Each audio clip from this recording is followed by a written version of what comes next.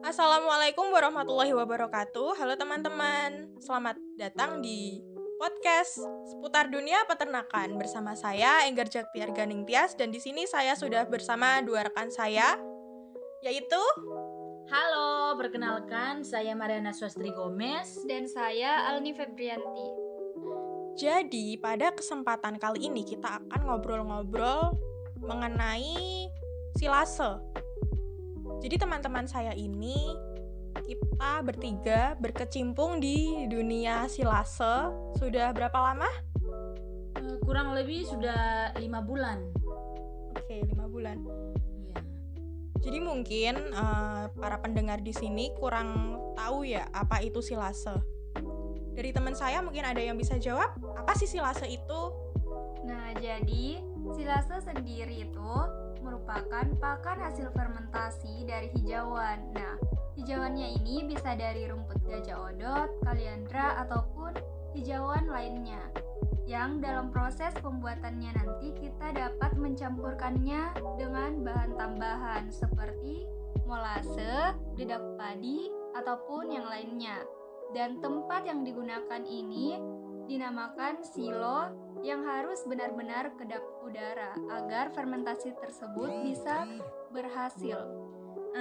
Terus untuk pembuatan silase ini juga kita bisa menggunakan limbah pertanian. Contohnya dari batang jagung yang sudah dipanen ataupun jerami padi.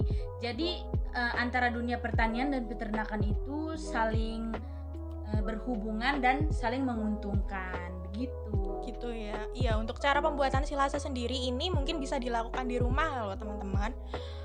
Kita hanya membutuhkan hijauan pakan ternak seperti yang disebutkan teman saya itu tadi. Kemudian kita bisa menjemurnya di bawah sinar matahari kurang lebih 2 jam lah untuk mengurangi kadar airnya. Kurang lebih 25% dari kadar air seluruhnya itu tadi.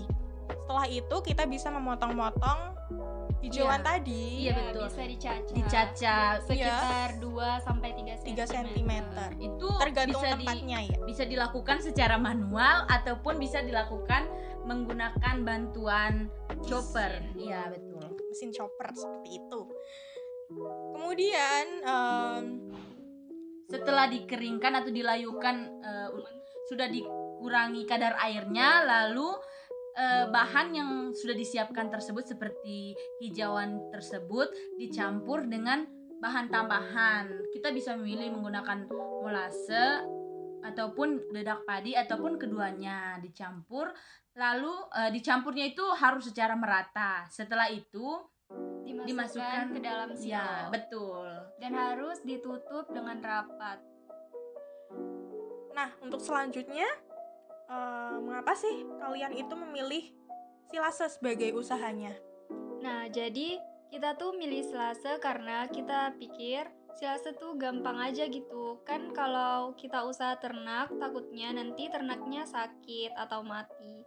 Dan kalau ternak itu kan harus expert sih perawatannya. Kalau rumput kan asal dia kena air, hujan, bisa tumbuh.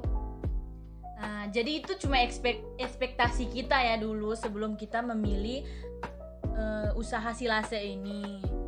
Tapi di balik ekspektasi itu ada alasan yang paling mendasar. Jadi kita itu sebenarnya alasan kita itu memilih usaha silase yaitu untuk memenuhi kebutuhan pakan untuk ternak. Jadi di kampus kita ini kan ada usaha ternak ruminansia besar sama ternak ruminansia kecil. Jadi tujuan kita itu untuk menyediakan silase yaitu untuk memenuhi kebutuhan hijauan bagi ternak ruminansia besar dan ternak ruminansia kecil. Dan juga mungkin ada masyarakat di luar kampus yang membutuhkan silase ini. Mengingat silase juga bisa digunakan dalam jangka waktu yang panjang jika penutup silonya itu benar-benar anaerob. Nah, dan usaha pakan ternak itu juga menjanjikan sih hasilnya. Ya, betul sekali. Terus kendala usaha selama ini apa sih? Kendalanya itu yang pertama itu di pemasaran sih kalau menurut saya. Soalnya kita tuh produksi silase itu sampai sekarang ini belum ada pemasarannya karena susahnya pemasaran ini. Jadi untuk produksi selanjutnya juga kita mengalami kendala.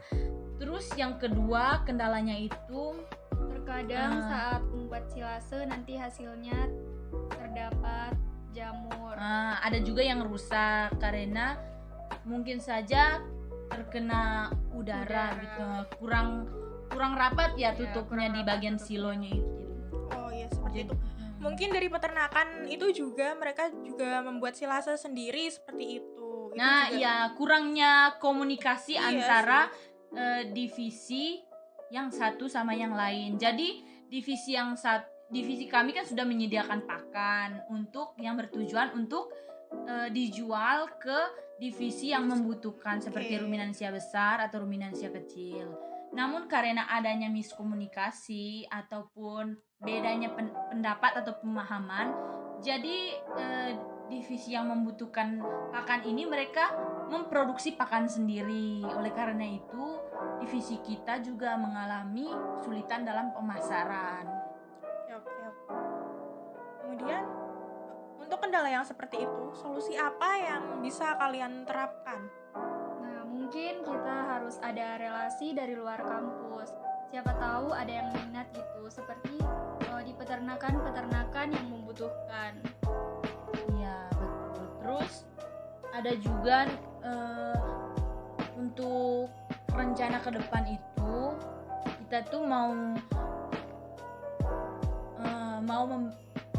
berusaha untuk mengadakan peternakan kambing. Jadi Seperti membeli kambing sendiri dan nantinya silase kita bisa diberikan kepada kambing kita.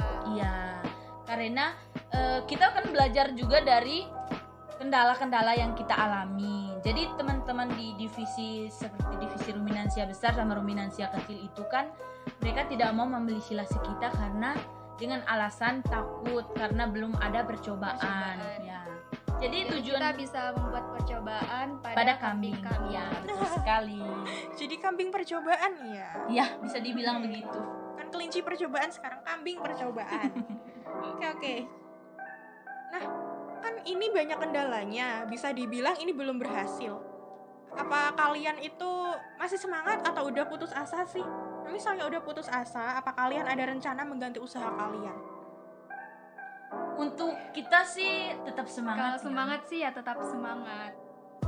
Karena usaha itu kan Awal untuk belajar begitu. Iya, betul. Itu adalah media untuk belajar sebelum kita soalnya nanti kan kita kan terjun di dunia masyarakat gitu. Jadi kita di sudah ada masyarakat dasar. luas, betul.